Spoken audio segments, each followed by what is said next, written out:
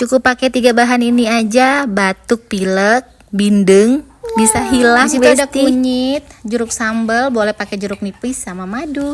Oce. Kunyitnya diparut, karena aku tidak punya parutan kelapa, ya udah pakai parutan yang ada. Pakai parutan keju juga bisa. Tambahkan air secukupnya. Digenyak-genyak seperti ini biar sari-sarinya keluar. Setelah itu disaring. Nah, ini hasilnya setelah disaring.